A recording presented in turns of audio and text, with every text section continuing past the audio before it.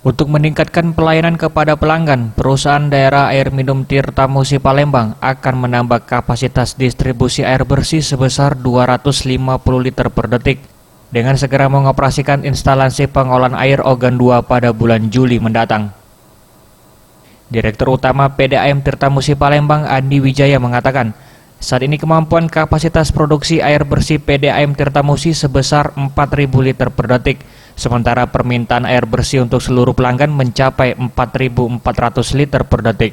Artinya mengalami minus pendistribusian sebesar 400 liter per detik. PDAM Tirtamusi terus berupaya untuk memaksimalkan pendistribusian air dengan membuat instalasi pengolahan air baru dan yang akan segera dioperasikan yaitu IPA Ogan 2 pada bulan Juli 2019. Yang di Ogan 2 itu kemungkinan pada bulan Juli nanti akan selesai dan itu akan meningkat 250 liter per detik. Kemudian kita sudah proses lelang untuk membangun di daerah Poligon 150 liter per detik. Dan mungkin pada tahun 2019 ini kita akan membangun di daerah Purwokerto intik baru kita dengan kapasitas 1.100 liter per detik.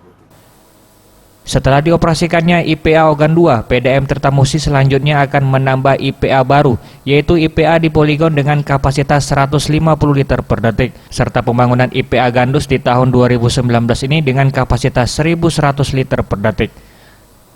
Nantinya setelah semua IPA selesai dan dioperasikan, PDAM Tirtamusi dapat mendistribusikan air bersih ke semua pelanggan, baik yang di pelosok selama 24 jam. Tim Liputan Sriwijaya TV.